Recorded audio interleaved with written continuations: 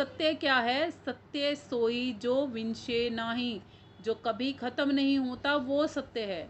जो आदि में था, मध्य में है और अंत तक रहेगा, वो सत्य है। जो अनंत है वो सत्य है। जो कभी नहीं मिटता वो सत्य है। और नानक जी कहते हैं, लख 84 भरम दिया, मानुष जन्म पायो, कहे नानक सतनाम संभाल, नहीं 100 दिन नेड़े आयो। कि हे आत्मा, बड़ी मुश्किलों से लख 84 का फेरा मार के आज इस मनुष्य के तन में आके बैठी है। यदि आज भी सत्य नाम को नहीं संभाला तो फिर से ही लख 84 में जाने की तेरी तैयारी शुरू हो जाएगी। यही बात तो तुलसी साहिब जी ने भी कही है रामचरितमानस में, कि बड़े भाग्य मानुष तन पावा, सुर दुर्लभ सदग्रंथन गावा, साधन धाम मोक्ष करी द्वारा, पाई न जेही परलोक सवारा।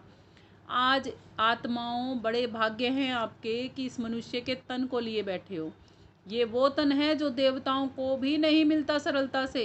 ये सभी सदग्रंथ गाते हैं, क्योंकि ये तन वो साधन है जो मोक्ष के द्वारे तक हमें लेके जाता है, यदि हम इस साधन को सही तरीके से चलाएं तो।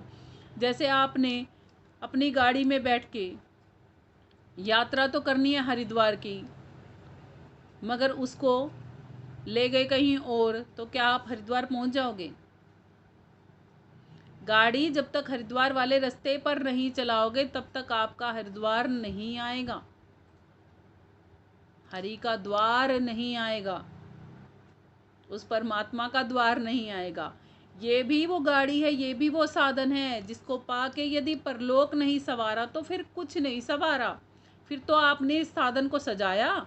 जैसे हमने अपने घर बाहर गाड़ी खड़ी है, गाड़ी के ऊपर कभी पेंट करा रहे हैं, कभी उसको रिपेयर करा रहे हैं, कभी उसकी शीट जो सीट होती है बैठने वाली, कभी उसकी गद्दियाँ चेंज करवा रहे हैं, कभी कुछ। सारा ध्यान हमारा केवल उस गाड़ी को ठीक करने में और गाड़ी को सुंदर दिखाने में ही लगा पड़ा है। उस गाड़ी में डीजल भरवा रहे हैं या पेट्रोल भरवा रहे हैं या सीएनजी भरवा रहे हैं, उस गाड़ी को चलाते हैं ना, इधर उधर चलाते हैं। जिस रास्ते के लिए वो गाड़ी खरीदी थी, जो सोच के वो गाड़ी खरीदी थी कि हमें वो यात्रा करनी ही करनी है, उस रास्ते पर उस गाड़ी को लेके ही नहीं जा रहे, तो फिर भला वो गाड़ी खरीदने का फ़ायदा ही क्या हुआ? ऐसे ही परमात्मा ने ये तन दिया था प्रभु प्राप्ति के लिए। कहते हैं, दया करके दयाल ने मनुष्य तन दिया, बंदा ना करे भक्ति तो फिर भगवान क्या ही करे? परमात्मा क्या करेगा फिर तो आत्मा अपने कर्मानुसार अन्यत्र तनों में जाएगी ही जाएगी ना। इसीलिए ही साईं पूछ रहे हैं कि क्या तन मांझता रे, एक दिन माटी में मिल जाना। माटी ओढ़न माटी पहरन, माटी का सिरहाना, माटी का सिरहाना, क्या तन मांझता रे, एक दिन माटी में मिल जाना। जब एक दिन मिट्टी में ही फना हो जाना है तो फिर क्या सजाना संवारना लग रहा है? सवार लो तो भी ऐसा ही रहना है, मिट्टी में मिलना है, नहीं सवारोगे तो भी मिट्टी में ही मिल जाना है। कि मिट्टी तो ओढ़ रखी है, ये कपड़े किससे बने हैं?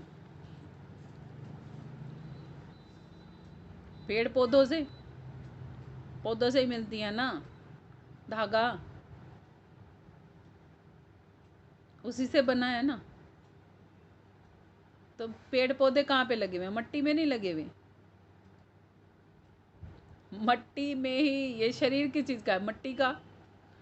कि मिट्टी को मिट्टी ही पिना रहे हो, मिट्टी उड़ा रखी है, मिट्टी ही पिना रखी है ना।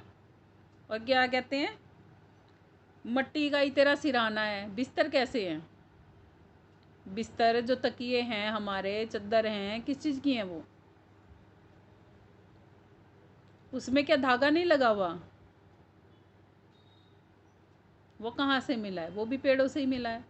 पेड़ कहाँ लगे हुए हैं? मिट्टी में लगे हुए हैं। तो मूल आधार क्या है? मिट्टी ही हुआ ना।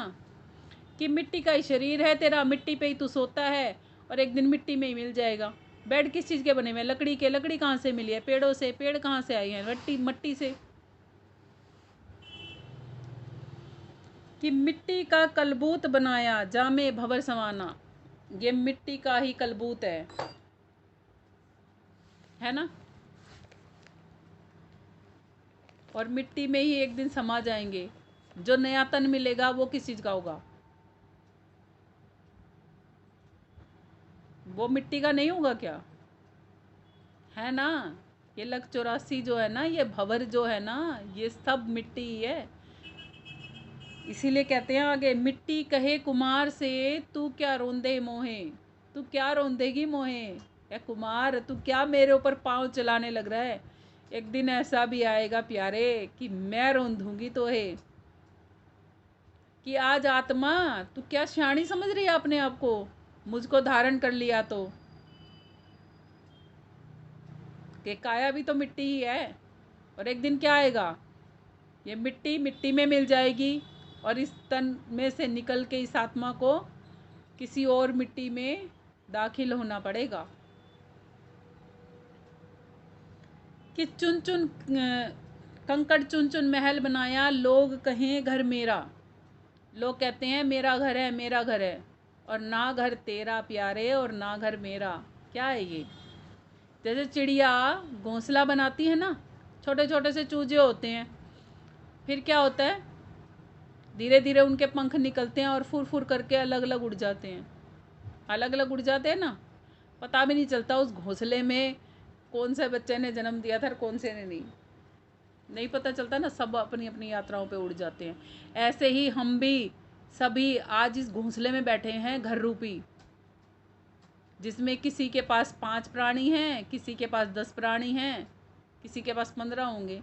लो ज्वाइंट फैमिली में रहते होंगे तो 20 होंगे।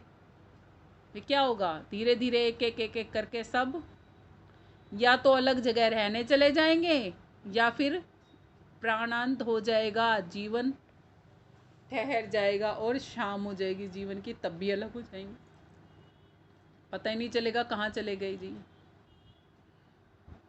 हो जाएंगे ना धीरे धीरे अलग। देखो कैसे धीरे धीरे हम एक हुए थे और धीरे धीरे ही अलग हो जाते हैं। धीरे धीरे ही बसाते हैं ना परिवार, और धीरे धीरे ही सब कुछ मिटा भी देते हैं।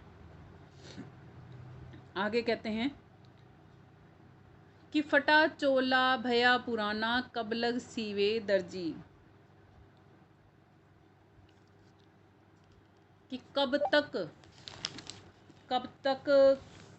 करें, कब तक परमात्मा तुम्हें मनुष्य का तन बख्शता रहेगा? कब तक देता रहेगा? और आत्माओं को भी तो नंबर आना चाहिए ना। कि तुम अगर ध्यान नहीं करोगे तो पता है क्या कहते हैं? कहें कबीर आकाश फटा है कैसे सीवे दर्जी। परमात्मा आत्माओं को ये तन देता है खुद से मिलने के लिए, और आत्माएं सारा ही समय केवल मात्र इस संसार में लगा के खर्च कर देती हैं।